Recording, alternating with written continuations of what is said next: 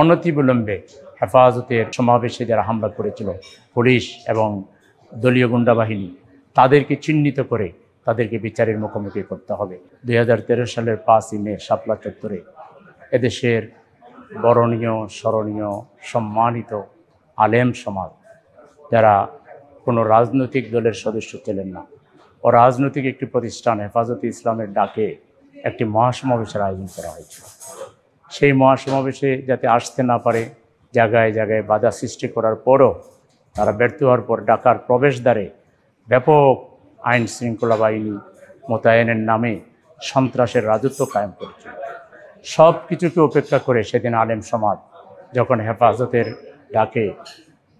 শাপলা চত্বরে চলে আসলেন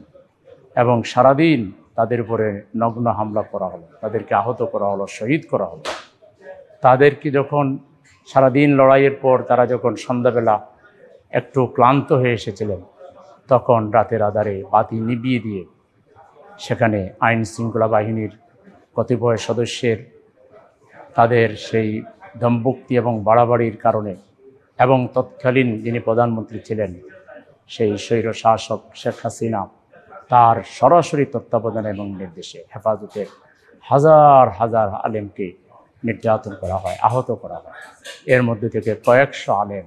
শহীদ হয়েছেন, তার প্রকৃত সংখ্যা এখনও পুরোপুরি নির্ধারিত হয়নি। আজকের এই দিনে আমরা শহীদদের প্রতি তাদের এই ত্যাগের জন্য আল্লাহর দরবারে মাগফিরাত কামনা করছি, উচ্চ মর্যাদা কামনা করছি এবং তাদের রেখে যাওয়া যে আমানত তথা বাংলাদেশের এই জমিনকে ইসলামের রঙে রঙিন করার জন্য, বাংলাদেশ থেকে সকল প্রকার জাহিলিয়াত, কুসংস্কার তথা সকল প্রকার অনিসলামিক কার্যক্রমকে এখানে উৎখাত করে ন্যায় এবং সত্যকে প্রতিষ্ঠা করার তাদের যে দুর্বার আকাঙ্ক্ষা,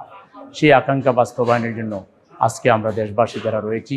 যারা 24-এর গণ অভ্যুত্থানকে সফল করেছি, আমরা এইসব শহীদদের প্রতিটি ফোঁটা রক্তের বদলা তাদের সেই কাঙ্ক্ষিত স্বপ্ন পূরণের মধ্য দিয়ে আমরা গ্রহণ করবো ইনশাআল্লাহ। কিন্তু আমরা অবাক হই যে আজকে এত দিন পার হওয়ার পরে, এত বছর পার হওয়ার পরে সেই শহীদের সংখ্যা নির্ধারিত হয়নি। এখনও শহীদদের খুনিরা প্রকাশ্যে ঘুরে বেড়াচ্ছে, তাদের বিচারের কোনো উদ্যোগ আমরা দেখছি না। আমরা বর্তমান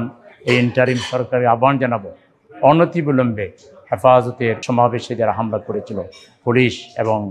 দলীয় গুন্ডা বাহিনী, তাদেরকে চিহ্নিত করে তাদেরকে বিচারের মুখোমুখি করতে হবে। শহীদ পরিবারকে ক্ষতিপূরণ দিতে হবে এবং তাদের উপরে এখনও যেসব মামলার ফলক রয়েছে সেই মামলাগুলোকে প্রত্যাখ্যান করতে হবে, প্রত্যাহার করে নিতে হবে এবং আলেম সমাজের উপরে আর যাতে কেউ কোনো দিন আঙ্গুল তুলতে না পারে, এই ব্যাপারে দেশবাসীকে সজাগ এবং ঐক্যবদ্ধ থাকতে হবে।